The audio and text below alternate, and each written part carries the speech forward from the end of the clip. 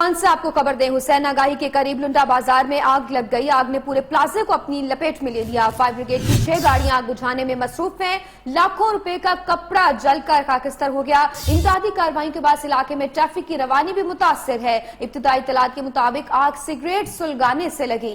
इलाके में हर तरफ धुआं ही धुआं फैल गया। आग के शोले कई किलोमीटर दूर से दिखाई दे रहे हैं। आपको यहाँ पर ब्रेकिंग न्यूज से आगाह करें कि मुल्तान में हुसैन आगाही के करीब लुंडा बाजार में आग लग गई और आग ने पूरे प्लाजे को अपनी लपेट में ले लिया है। इमरान अरशद हमारे साथ मौजूद हैं जो कि हमें मज़ीद तफसीलात से आगाह करेंगे। जी इमरान।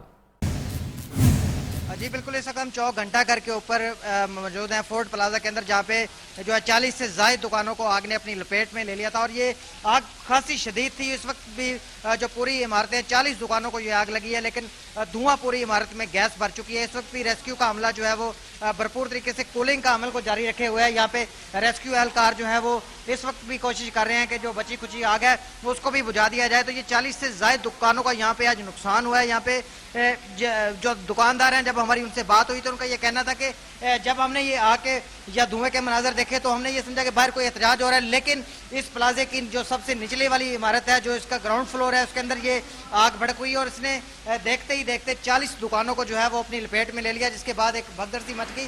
रेस्क्यू की 4 गाड़ियां इस वक्त भी जो है वो रेस्क्यू के ऑपरेशन में यहाँ पे मसरूफ है आग बुझाने के अंदर। लेकिन दुकानदारों का कहना है कि इस लगने वाली आग की वजह से यहाँ पे लंडा बाजार था और कपड़े की बहुत ज्यादा दुकानें थी, जिसकी वजह से उनका लाखों रुपए का सामान जो है वो जलकर खाकस्तर हो चुका है। और अभी तक भी ये यहाँ पे कुछ दुकानों के अंदर आग मौजूद है, जिसको बुझाने की कोशिश की जा रही है और रेस्क्यू की तरफ से भरपूर कोशिश की जा रही है कि जल्द अज जल्द इस तमाम मामले को जो है वो कूलिंग प्रोसेस के बाद क्लियर कर दिया जाए। 40 से ज्यादा दुकानों को आग ने अपनी लपेट में ले लिया। कूलिंग का अमल इस वक्त जारी है और अभी भी कुछ दुकानें ऐसी हैं जहां पर कहीं कहीं पर आग मौजूद है, जिसे बुझाने की कोशिश की जा रही है। इमरान अरशद हमें तफसीलात से आगाह कर रहे थे। बहुत शुक्रिया आपका हमें तफसीलात से आगाह करने का।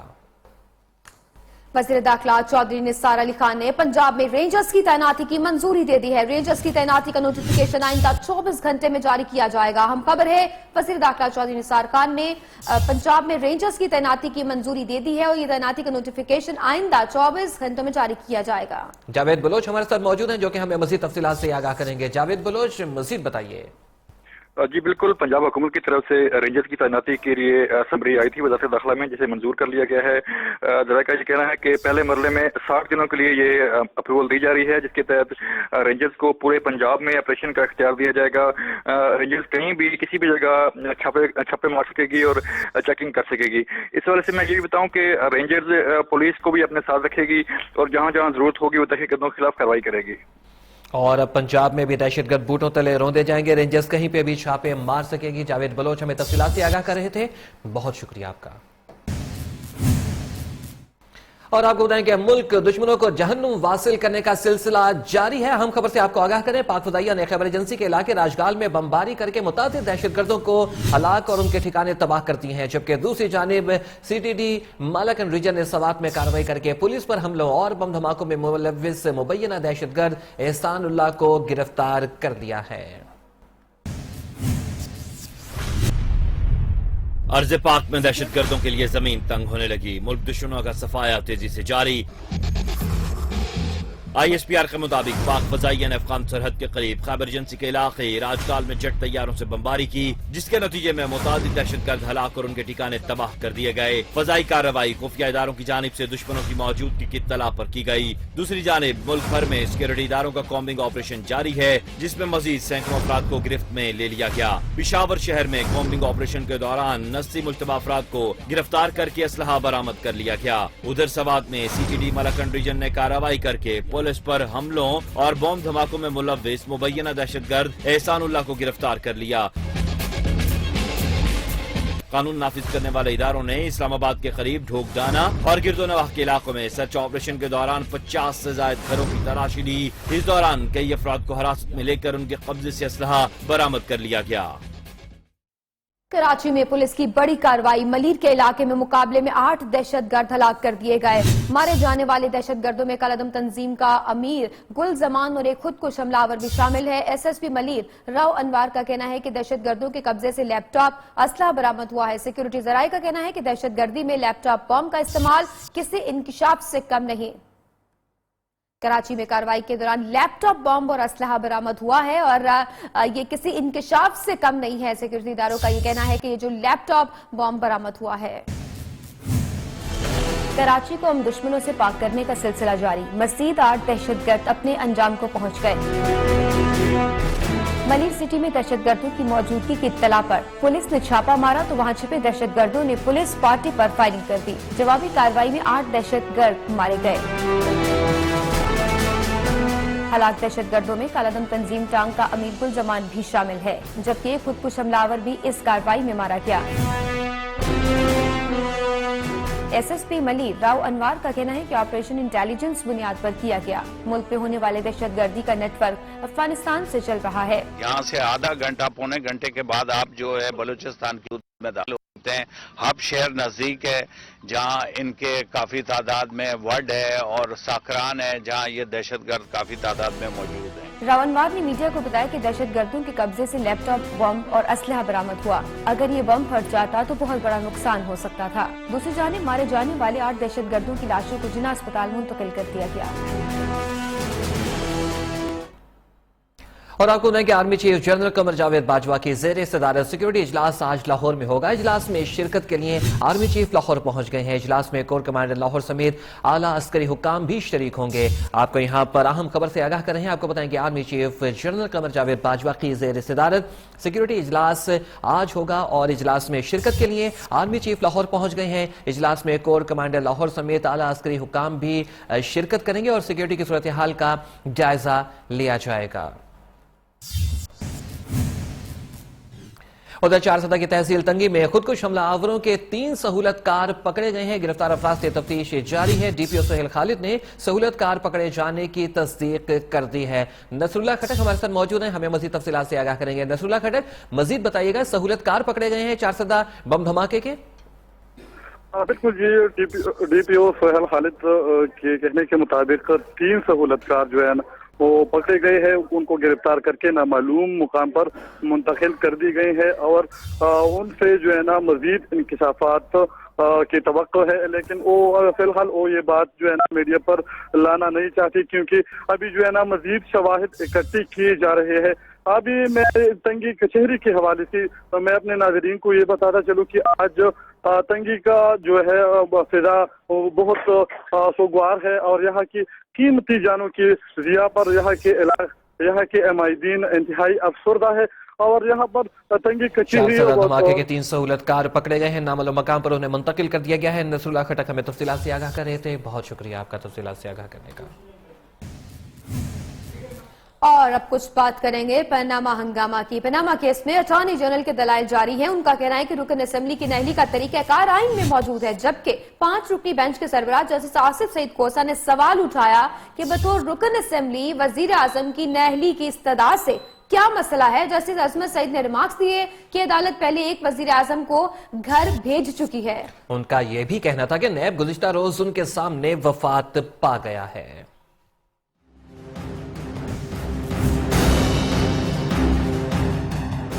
सुप्रीम कोर्ट में पनामा केस में अटॉर्नी जनरल अशतर औसाफ के दलाइल जारी। अटॉर्नी जनरल ने दलाइल का आगाज किया तो जस्टिस अजमत सईद ने रिमार्क्स दिए कि हर वकील अलग बात करके कंफ्यूज कर देता है, हमें कंफ्यूज करने की कोशिश तो न करें। उन्होंने अटॉर्नी जनरल से कहा कि आप पार्टी बनने के बजाय अदालत की मुआविनत करें। अटॉर्नी जनरल ने वजीर आजम की नाअहली के लिए अदालत से पहले दूसरे फॉर्म इस्तेमाल करने के हक में दलाइल दिए। उनका कहना था कि रुकन असेंबली की नाअहली का तरीकाकार आइन में दर्ज है। दरखास्त गुजार पहले स्पीकर के पास जाएं, फिर इलेक्शन कमीशन मौजूद है। मुंतखब रुकन असेंबली के खिलाफ कोई वारंट की दरखास्त नहीं आ सकती, जिस पर बेंच के सरबराह जस्टिस आसिफ सईद खोसा ने कहा कि इल्जाम लगाने वाले वजीर आजम की नाअहली चाहते हैं। बतौर रुकन असेंबली वजीर आजम की नाअहली की इस्तदा से क्या मसला है। जस्टिस अजमत सईद का कहना था कि अदालत इससे पहले एक वजीर आजम को घर भेज चुकी है। वजीर आजम अहल हैं या न अहल, इस बारे में हर शहरी को जानने का हक है। दौरान समाअत अदालत का ये भी कहना था नैब हमारे लिए कल वफात पा गया है। सुप्रीम कोर्ट में पनामा केस की समाअत। अटॉर्नी जनरल के वक्फे के बाद दलाइल जारी। अदालत के रूबरू दलाइल देते हुए अटॉर्नी जनरल ने मौक़िफ़ इख्तियार किया कि कागजात नामजदगी में गलत बयानी करने वाले के मेंबर असेंबली के खिलाफ फौजदारी मुकदमा हो सकता है। अगर असासे छुपाए हो या गलत बयानी की हो तो सेशन कोर्ट में मुकदमा होता है, जिस पर जस्टिस शेख अजमत ने इस्तफसार किया कि आप कहना चाहते हैं कि दरखास्त गुजार और वज़ीर आज़म के वकील फौजदारी मुकदमा करें, जो अब अटॉर्नी जनरल ने मौक़िफ़ इख्तियार किया है कि मेरे कहने का यही मतलब है। वज़ीर आज़म को आइन के तहत फौजदारी मुकदमे में इस्तिस्ना हासिल नहीं होता। तफसीलात जानेंगे नुमाइंदा न्यूज़ इफ़त हसन रिजवी से। इफ़त, हमें मजीद अपडेट्स दीजिएगा। जी बिल्कुल, अटॉर्नी जनरल के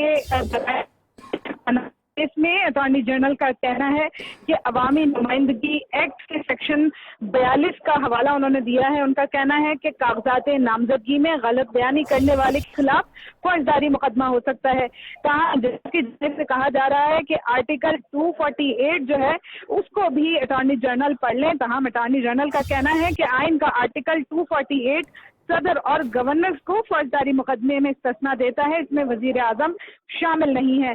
जस्टिस शेख अजमत ने कहा कि क्या हम ये समझें कि आप ये कहना चाहते हैं दरख्वास्त गुजार फौजदारी मुकदमे की शिकायत दाखिल करें।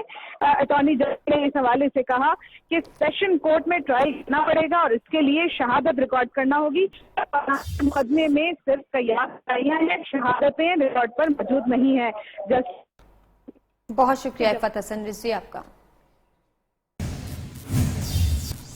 और आपको बताएं कि तहरीक इंसाफ के तर्जुमान फवाद चौधरी ने कहा है कि अटॉर्नी जनरल के दलाइल वज़ीर आज़म के वकील जैसे थे। अटॉर्नी जनरल कहते हैं कि वज़ीर आज़म के खिलाफ कुछ करने का सोचें भी ना, ये चाहते हैं कि वज़ीर आज़म को नाअहल करार ना दिया जाए। सुप्रीम कोर्ट को कहा जा रहा है कि आप फैसला नहीं दे सकते। मीडिया से बात करते हुए फवाद चौधरी का कहना था कि अटॉर्नी जनरल ने अदालत को बताया कि हुदैबिया अकाउंट्स कर्जे उतारने के लिए इस्तेमाल किए। अटॉर्नी जनरल साहब आज पेश हुए। असूली तौर के ऊपर तो वो फेडरेशन के वकील हैं, असूली तौर पे तो वो फेडरेशन के वकील हैं, लेकिन जो उनके आर्गुमेंट्स आज थे वो तमाम के तमाम नवाज शरीफ साहब के जाती वकील की हैसियत से ही थे। इल्जामात by the way Imran Khan के लगाए हुए इल्जामात नहीं है, पीटीआई के लगाए हुए इल्जामात नहीं है। ये इल्जामात एक इंटरनेशनल इदारे के रिवोल्यूशंस है, इंटरनेशनल इदारे का स्कैम है जो यहाँ पे आया है, जिनका कोई मकसद नहीं था, जिनकी कोई दुश्मनी नहीं है नवाज शरीफ साहब और उनके खानदान के खिलाफ। उनके इल्जामात हैं। हमने कहा इन इल्जामात की तहकीकात होनी चाहिए और अब आके यहाँ पे कहा जा रहा है कि ये तमाम इल्जामात सही हैं, ये तमाम बातें जो है वो सही होंगी, लेकिन इसके बावजूद अदालत को इख्तियार नहीं है कि वज़ीर आज़म को डिस्क्वालीफाई करे। मुस्लिम लीग नून के रहनुमा दानियाल अजीज ने कहा कि नैब पर उंगली उठाने वाले अपने गिरेबान में झांके। सुप्रीम कोर्ट के बाहर मीडिया से गुफ्तगू में उन्होंने कहा कि हुकूमत ने ऐसी हरकत नहीं की जिससे नैब दबाव में आए। चेयरमैन नैब को हुकूमत ने तैनात नहीं किया, गजरेला बनाने की तरकीबें जमा करा के कहा गया वजीर आजम को हटाया जाए। आजकल जो नई रट लगाई हुई है पीटीआई ने, वो ये है कि अदारों के जो सरबराह हैं वो हुकूमत के इशारों पे नाचते हैं और कुछ करने के लिए तैयार नहीं है। ये सरासर गलत बात है।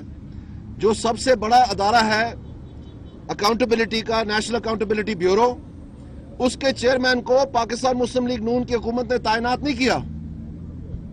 वो तमाम जमातों की मुशावरत से तैनात होते हैं और वो जमात और वो लीडरान एहतसाब के इदारों के बारे में कारकर्दगी के हवाले से बड़े बढ़ बढ़ के बयान दे रहे हैं। शायद इनको अपने गिरबान में झांकना भूल गया है। अगर आप केपी में देखें तो वहां जो जमात इस बात के लिए बनी थी कि हम 90 दिन में एहतसाब करेंगे, उन्होंने एक एहतसाब कमीशन बनाया हुआ है। बड़े धूमधाम से बताया गया कि ये सलूशन है, ये हल है पाकिस्तान के मसाइल का।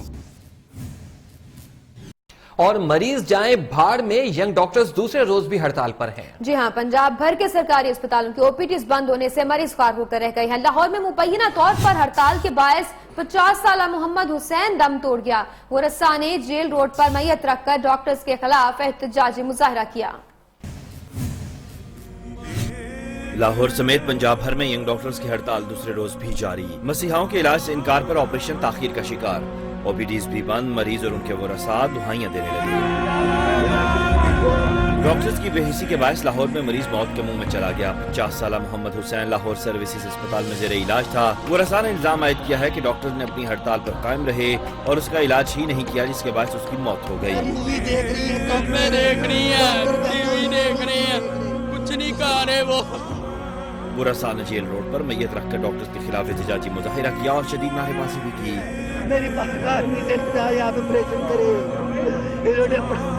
उधर फैसलाबाद, मुल्तान और रावलपिंडी समेत पंजाब के दीगर शहरों में भी यंग डॉक्टर्स ने ड्यूटी देने से इनकार कर दिया। मुतालिबात की मंजूरी तक हड़ताल जारी रखने का ऐलान भी कर दिया गया। मरीज दरबदर की ठोकरें खाने पर मजबूर हो गए। यंग डॉक्टर्स की हड़ताल का मामला यंग डॉक्टर्स एसोसिएशन दो हिस्सों में तकसीम हो गई। एक धड़ा सर्विसेज अस्पताल की इमरजेंसी में हड़ताल खत्म कराने का ख्वाहिशमंद, जबकि डॉक्टर आतिफ मजीद ग्रुप इमरजेंसी और ओपीटीज बंद करने पर बजिद। इमरजेंसी खुलवाने के ख्वाहिशमंद डॉक्टर्स ने हड़ताल खत्म न करने पर वाईटीए छोड़ने की धमकी दे दी। मजीद इस हवाले से तफसीलात भी देंगे आपको कि एक धड़ा जो कि चाहता है कि कुछ ओपीडीज और इमरजेंसीज में ये हड़ताल जो है वो बंद कर दी जाए, लेकिन एक धड़ा इस पर बजिद है कि यह हड़ताल जारी रहेगी। लाहौर के सर्विसेज अस्पताल में भी 2 रोज पहले यंग डॉक्टर्स और एंटी करप्शन टीम के झगड़े के बाद पंजाब के मुख्तलिफ शहरों में डॉक्टर्स ने ओपीडीज में काम बंद नहीं किया था, लेकिन मरीजों को शदीद मुश्किलात का सामना है। हम जानेंगे मियां नवीद लाहौर सर्विसेज अस्पताल से अपडेट करेंगे। जवेरिया नजीर इलाज अस्पताल फैसलाबाद से हमें बताएंगे कि क्या सूरत हाल है। पहले चलते हैं मियां नवीद की जानिब। मियां नवीद, ये बताइएगा कि आप इस वक्त सर्विसेज हॉस्पिटल लाहौर में मौजूद हैं, वहां पर क्या सूरत हाल है इस वक्त? जी बिल्कुल, जब भी यंग डॉक्टर एसोसिएशन की जानिब से स्ट्राइक की जाती है तो उसका खमियाजा सिर्फ और सिर्फ गरीब आवाम को ही जाता है, क्योंकि जब भी ये स्ट्राइक करते हैं, आज इमरजेंसी वार्ड को दूसरा रोज़ है बंद की गई है और हज़ारों मरीज जो इस सर्विसेज अस्पताल में आते हैं इमरजेंसी की सूरत में उनका इलाज मुआवजा नहीं हो रहा, लोग रो रहे हैं और वापस जा रहे हैं, मायूस लौट रहे हैं। मैं ये भी बता दूं कि यंग डॉक्टर एसोसिएशन पंजाब की जानिब से अभी यहाँ पर उनका एक प्रेस कॉन्फ्रेंस की गई जिसमें उन्होंने 48 घंटों का वक्त दिया, जिसमें पंजाब हुकूमत से मुतालबा किया कि फौरी तौर पर वो महकमा एंटी करप्शन के एहलकारों के खिलाफ कार्रवाई करें, बसीरत दीगर वो इस हवाले से पंजाब में जो है वो स्ट्राइक करेंगे। उनका ये कहना है कि आज वो इस हवाले से ऐलान किया है कि पंजाब के दीगर सरकारी अस्पतालों में जो आउटडोर वार्ड है उनको खोलने का फैसला करते हैं, लिहाजा अगर 48 घंटों में पंजाब हुकूमत उनका मुतालबा नहीं तस्लीम करती तो फिर दोबारा वो स्ट्राइक पर आएंगे। आपसे मजीद लाहौर से हम तफसीलात जानेंगे, रुख करेंगे अब फैसलाबाद का। जान जवेरिया हमें बताएंगे कि इलाज अस्पताल में आज दूसरे रोज भी क्या सूरत हाल है, मरीज इस वक्त बहुत परेशान है। जी जवेरिया। जी बिल्कुल फरवत, फैसलाबाद के एलाइड अस्पताल की सूरत हाल भी जो है वो भी कुछ मुख्तलिफ नहीं है। यहाँ पर भी मरीज जो है वो खवार हो रहे हैं, परेशानी के आलम में यहाँ पर आते हैं अपने प्यारों के इलाज के लिए, लेकिन ओपीडी बंद होने के बायस जो है मरीजों को शदीद मुश्किलात का सामना करना पड़ रहा है। ना सिर्फ एलाइड अस्पताल में फैसलाबाद के इलाके से मरीज आते हैं, बल्कि दूर दराज के इलाकों से मरीज जो है वो फैसलाबाद में यहाँ पर आते हैं इलाज की गर्ज से, लेकिन ओपीडी जो है आज दूसरे रोज भी बंद है। दूर दराज से आने वाले लोगों को ओपीडी बंद होने की इत्तला जब मिलती है तो वो परेशानी के आलम में यहाँ वेटिंग रूम में बैठ जाते हैं कि शायद किसी मसीहा को जो है वो रहम आ जाए और वो उनके प्यारों को जो है वो चेकअप कर सके। इस वक्त फैसलाबाद की मजबूरी तौर पर सूरत हाल ये है कि अलाइड अस्पताल में तो मरीज आगे परेशानी के आलम में यहाँ पे मुब्तला है, लेकिन सिविल अस्पताल में भी यही सूरत हाल है। सिविल अस्पताल की ओपीडी जो है वो भी बंद कर दी गई है। अगर मेरा कैमरामैन आपको दिखा सके तो इस वक्त में अलाइड यानी कि वहां पर भी वही सूरत हाल है। बहुत शुक्रिया आपका जवेरिया नजीर, हमें फैसलाबाद से तफसीलात से आगाह करने का, जबकि हमारे साथ मियां नवीद मौजूद है जो कि हमें लाहौर सर्विसेज अस्पताल से आज की सूरत हाल के हवाले से तफसीलात से आगाह कर रहे थे। आपको एक दफा फिर बताते चलें कि यंग डॉक्टर जो है वो हड़ताल पे हैं और इस हड़ताल की वजह से मरीजों को सख्त दुश्वारी का सामना करना पड़ रहा है, लाहौर में भी और फैसलाबाद में भी।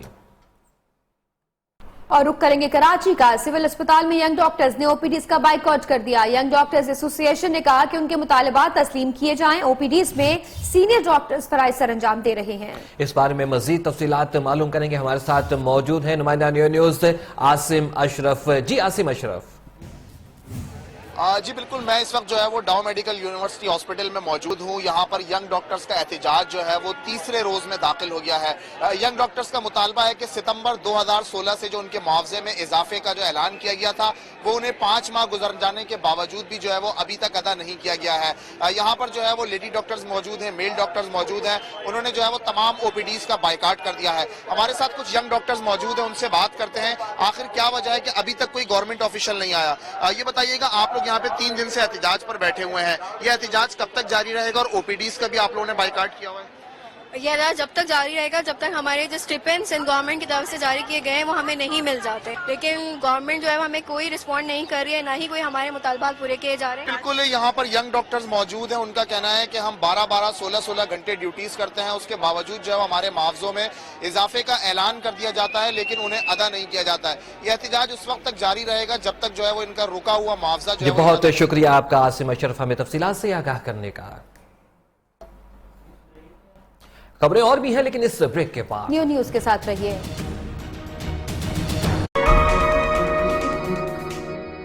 लाहौर को मिल रही है ख्वाबों की ताबीर।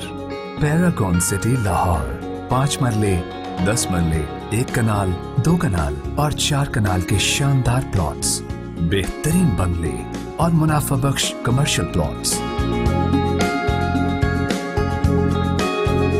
Paragon city Lahore prime location Allama Iqbal international airport और रिंग रोड के अब्दुल्ला गुल इंटरचेंज के बहुत करीब, DHA फेज 8 के बिल्कुल सामने। पैरागॉन सिटी लाहौर, बहुत मुनासिब कीमतें, 10% से बुकिंग और बहुत आसान किस्तों में अदायगी। पैरागॉन सिटी एग्जीक्यूटिव लाइफस्टाइल के लिए राब्ता कीजिए star marketing private limited, UN 11111160, website starmarketingonline.com। ये मजा है जुदा, ना रुके ये जरा, हर लम्हे में भरा रहे सदा, चलता रहेगा कभी ना रुकेगा, मजा हर लम्हे का आएगा, चलता रहेगा कभी ना रुकेगा, मजा हर लम्हे का आएगा, मजा हर लम्हे का। If life feels a little dull, give it color from Soulful Kenya. With Dulux Pentalite Classic, colors of the world. Choose from 9 destinations. Dulux, Dulux, Dulux. Cricket Januni membership card powered by go लूट लो। Cricket Januni, official fan club of Pakistan Cricket. Dairy drink dairy Umang के हर litre pack पर अब 5 रुपए की बचत, no मिलावट की पक्की गारंटी, सिर्फ 85 रुपए पर लीटर। आज फिर हार गए। हारोगे नहीं तो जीतना कैसे सीखोगे? पलट झपक कर लड़ना सीख, गिर गिर कर उठना सीख, अपनी हिम्मत को खुद पहचान, हार ना मान। दूध कैल्शियम ग्लूकोज से रग रग में जज्बा लगाओ। टाइगर, हार न मान। प्रॉपर सेफ्टी के बगैर शॉट तो नहीं मगर बॉल लग सकती है, और वैसे भी हर कोई विव रिचर्ड्स तो होता नहीं, इसीलिए बेखौफ खेलने के लिए जरूरी है प्रॉपर सेफ्टी। बिल्कुल ऐसे ही जैसे बेखौफ जीने के लिए है जुबली इंश्योरेंस, जो पेश करती है आपकी जरूरत के मुताबिक स्मार्ट प्लान। बेफिक्र मुस्तकबिल के लिए सिर्फ jubilee insurance.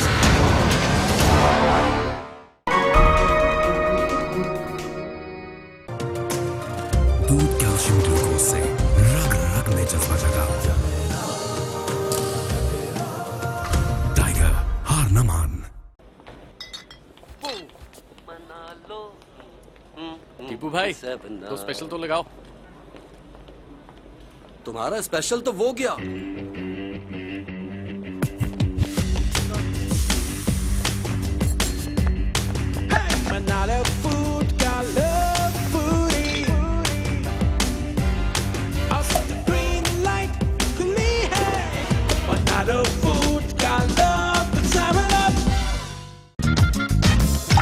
Dairy drink dairy Umang के हर लीटर पैक पर अब 5 रुपए की बचत, नो मिलावट की पक्की गारंटी, सिर्फ 85 रुपए पर लीटर।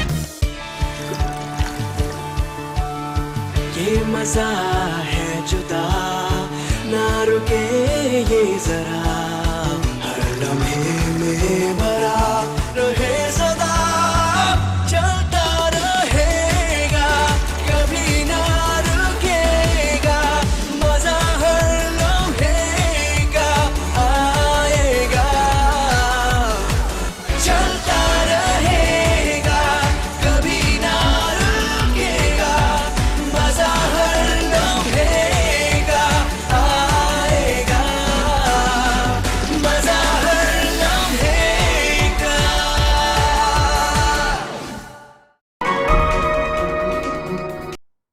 खबरनामे में एक दफा फिर खुश आमदीद। यहाँ पर ब्रेकिंग न्यूज है, आपको आगाह करते चलें। आपको बताएं कि लोरालाई में तकरीबकारी की कोशिश नाकाम बना दी गई है। यूनिवर्सिटी के करीब पुल के नीचे से 50 किलो वजनी बॉम्ब मिला है। सिविल डिफेंस और बम डिस्पोजल स्क्वाड ने बॉम्ब को नाकारा बना दिया है। मजीद तफसीलात भी जानेंगे। इस वक्त हमारे साथ मौजूद है नुमाइंदा न्यूज़ मियां मोहम्मद ताहिर बशीर। जी ताहिर, बताइएगा क्या डिटेल्स हैं?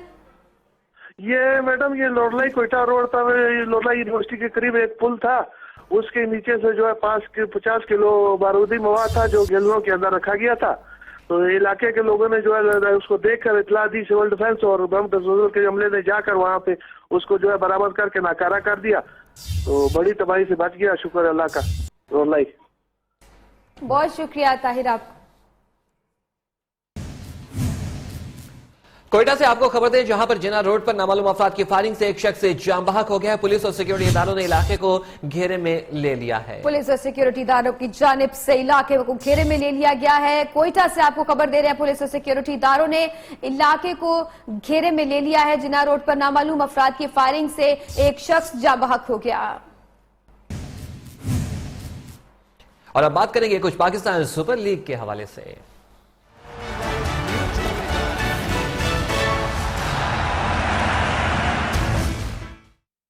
ब्रेकिंग न्यूज शामिल करेंगे। पाकिस्तान सुपर लीग फाइनल के लिए आज होने वाली ड्राफ्टिंग मंसूख कर दी गई है।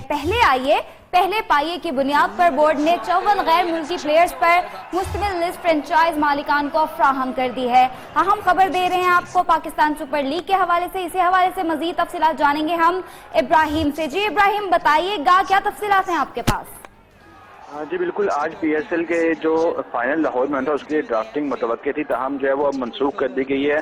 ज़राए ने हमें कंफर्म किया है कि पीएसएल इंतजामिया ने फ्रेंचाइज ओनर्स को कहा है कि अपने तौर पर वो अपनी टीम में मौजूद तमाम गैर मुल्की खिलाड़ियों से पूछ लें कि कौन पाकिस्तान आगे खेलना चाहता है, और अगर कोई भी खिलाड़ी पाकिस्तान आगे खेलने को तैयार नहीं तो फिर जो 54 गैर मुल्की खिलाड़ियों की लिस्ट पाकिस्तान क्रिकेट बोर्ड ने जारी की है पीएसएल इंतजामिया ने, उसमें से अपने मर्जी के 5 खिलाड़ी पहले पाए की बुनियाद पर जो है वो सिलेक्ट करके 25 फरवरी तक का टाइम दिया है फ्रेंचाइज मालिकान को पीएसएल इंतजामिया ने कि वो यहाँ से सिलेक्ट करके हमें बता दें। अब बाकायदा तौर पर कोई ड्राफ्टिंग नहीं होगी। और ज़राए ने हमें ये भी कंफर्म किया कि उसकी एक बड़ी वजह ये भी है कि अगर बड़े नाम जो पीएसएल में शरीक है वो नहीं आना चाहते पाकिस्तान में, तो ड्राफ्टिंग के अमल में वो सामने आएगा कि ये खिलाड़ी पाकिस्तान नहीं आना चाहते, जिसके बाद जो है पीएसएल का फाइनल। ठीक है इब्राहिम आदेश हमें तफसीलात से आगाह कर रहे थे, आपका शुक्रिया। पाकिस्तान सुपर क्रिकेट लीग का सुपर मेला दिलचस्प मरहले में दाखिल हो गया है। पॉइंट्स टेबल पर दिलचस्प सूरत हाल है। तमाम 5 टीम्स के लिए प्ले ऑफ तक रसाई का चांस मौजूद है।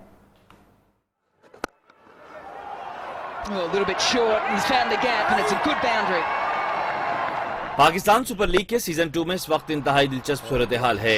तमाम 5 टीमों के लिए प्ले ऑफ तक रसाई का मौका मौजूद है।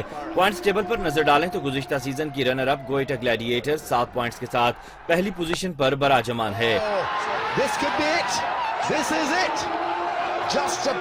सरफराज 11 को 5 मैचेस में 3 फतुहात और 1 मैच बारिश की नजर होने के सबब 1 पॉइंट मिला था। ताहम लाहौर कलंदर्स ने इवेंट में जबरदस्त कमबैक करते हुए 6 मैचेस में 3 फतुहात के बाद दूसरे नंबर पर जगह बना ली है। इस्लामाबाद यूनाइटेड भी 6 मैचेस में 3 फतुहात हासिल कर चुकी है, लेकिन वो तीसरे नंबर पर है। उधर हैरानकुन तौर पर इवेंट के लिए फेवरेट करार दी जाने वाली सबसे मजबूत टीमें पेशावर ज़ल्मी और कराची किंग्स की टीमें फहरिस्त में सबसे नीचे हैं। पीएसएल सीजन 2 में आज भी रेस्ट डे है।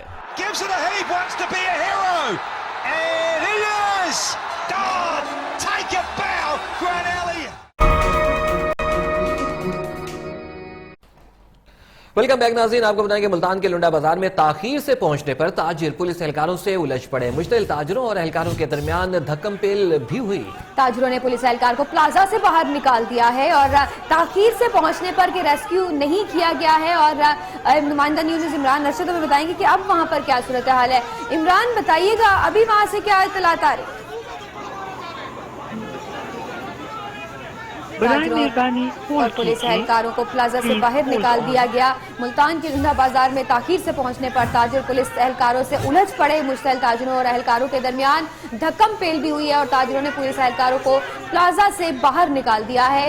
तमाम कपड़ा जलकर खाकिस्तर हो गया। वहां पर बहुत ताखीर से उनको आग बुझाने के लिए वहां पर फायर ब्रिगेड भी पहुंची। पुलिस पर जब लेट आई है तो फिर एहलकारों की जानिब से, ताजिरों की जानिब से, दुकानदारों की जानिब से शदीद गमो गुस्से का इजहार किया गया है और पुलिस एहलकारों के साथ धक्कम पेल हुई है। उन्होंने जो तमाम तर जो पुलिस एहलकार थे उनको प्लाजा से बाहर निकाल दिया। इमरान अरशद हमारे साथ मौजूद है, उनसे मज़ीद तफसीलात मालूम करेंगे। इमरान अरशद, ये धक्कम पेल हम कुछ मनाजिर भी देख रहे हैं, क्या माजरा है ये? जी बिल्कुल, ये जो आज इस प्लाजा के अंदर, फोर्ट प्लाजा के अंदर आग लगी, तो उसके बाद जो शहरी हैं उसमें उन्होंने अपनी मदद आग के तहत भी आग बुझाने की कोशिश की और रेस्क्यू के साथ जो है वो कार्रवाइयों में मसरूफ थे। जबकि वहाँ पे आने वाली पुलिस ने उनको जो है वो बाहर निकालना शुरू कर दिया। जबकि जो वहाँ पे दुकानदार है उनका ये कहना है कि पुलिस पहले ही यहाँ पे बहुत लेट पहुंची है और उसके बाद अब हमें ये कार्रवाइयों से रोक रही है, जिसके बाद जो है वो 70 से ज्यादा दुकानें हैं जिनका सामान जो है वो लाखों रुपए का जलकर खाकतर हो चुका है और 200 से ज्यादा दुकानें थी इस प्लाजा के अंदर। जब पूरे प्लाजे को अभी तक आग ने अपनी लपेट में ले रखा है और रेस्क्यू का अमला जो है उसकी 5-6 गाड़ियां अभी भी आग बुझाने में मसरूम है। ताहम ताजर बरादरी ने जो है वो सख्त एहतजाज किया है पुलिस के इस रवैये के खिलाफ कि पुलिस जो है वो हमारी मदद करने के बजाय यहाँ पे हमारे साथ उलझ रही है और हमें ही इमदादी कार्रवाइयों से यहाँ पे रोका जा रहा है, उनको धक्कम पेल करके बाहर निकाला जा रहा है। जी, मुश्तल ताजरों और एहलकारों के दरमियान धक्कम पेल, तफसीलात से हमें आगाह किया इमरान अरशद ने, बहुत शुक्रिया आपका। और आपको बताएं कि लाहौर के इलाके नवाकोट में रकम के तनाजे पर दोस्त ने दोस्त को कत्ल कर दिया। दोनों के 5 लाख रुपए के तनाजे के सिलसिले में एक दोस्त ने दूसरे दोस्त को कत्ल कर दिया। पुलिस ने मुलजिम सज्जाद को गिरफ्तार करके आला कत्ल भी बरामद कर दिया है। हमाद असलम हमारे साथ मौजूद हैं, हमें मजीद बताएंगे। हमाद असलम, मजीद तफसीलात से आगाह कीजिए।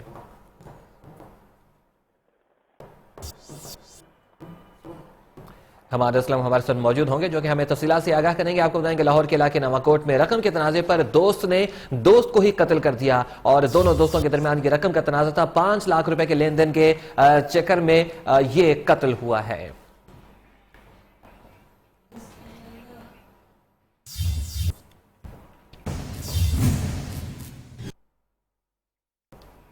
मौसम के हवाले से आपको बताएं, इस बार गर्मी का दौरानिया तवील होगा। महकमा मौसमियात ने खबरदार कर दिया, मौसम सरमा की छुट्टी हो गई, मजीद सर्दी नहीं पड़ेगी, अब दर्जा हरारत बढ़ना शुरू होगा। रवां हफ्ते भी बारिश का इम्कान नहीं, इस बारे में भी आपको बताएंगे। अभी फिलहाल आपको बता रहे हैं कि इस बार गर्मी का दौरानिया तवील होगा। इस हवाले से मजीद तफसीलात जानेंगे वकास राना से, जो डायरेक्टर मेट्रोलॉजिस्ट साहबजादा खानजादा के साथ हैं। जी वकास, मौसम की सूरत हाल से अपडेट कीजिएगा। हमारे साथ डायरेक्टर मेट्रोलॉजिस्ट साहिबजाद खान साहब मौजूद हैं, उनसे पूछते हैं। अच्छा सर, ये बताइएगा सबसे पहले छोटा सा सवाल कि क्या इस दफ़ा गर्मियों का स्पेल लंबा होगा? ये डिपेंड करता है अभी आने वाले दिनों पे, चूंकि ये ग्लोबल चेंजेस जो होती हैं ना उनका काफ़ी होता है, वेदर पे इफेक्ट होता है, तो वो शायद देखेंगे कि लेकिन जो सिलसिला चल रहा है उसमें तो आप देख रहे हैं कि फरवरी में भी अच्छी खासी वो जो टेम्परेचर्स हैं अभी हैं। बारिश देखें, ये सीज़न अभी चूँकि सर्दियों का चल रहा है स्पेल, ये इनमें मार्च में भी बारिशें होती हैं, फरवरी में भी होती हैं। आपने देखा होगा कि जनवरी में के आखिरी जो हफ्ते थे, एक हफ्ता था, उसमें अच्छी खासी बारिश होगी थी। ये जो अभी बारिशें नहीं होंगी तो इसके बाद जो है इसका सेहत पे या इस तरीके से खुश्क सर्दी का जो है वो कितना अब इम्कान है? बिल्कुल होता तो है। इसमें जो ये आजकल आप देख रहे होंगे कि जी इसमें थोड़ी सी जब खुश्क मौसम होता है तो उसमें नमी कम हो जाती है। इनका कहना था कि अभी माह फरवरी में गर्मी का वो रिकॉर्ड नहीं टूटा जैसे हुआ करता है। 33 जो है मैक्सिमम टेम्परेचर है माह फरवरी में कि गर्मी। ठीक है, वकास राना हमें मौसम के हवाले से बता रहे थे, जबकि डायरेक्टर मेट्रोलॉजिस्ट का कहना था कि इस दफा गर्मी का दौरानिया जो है वो ज्यादा होगा और मजीद सर्दी नहीं पड़ेगी। खबरें और भी हैं, लेकिन इस ब्रेक के बाद न्यूज़ के साथ रहिए।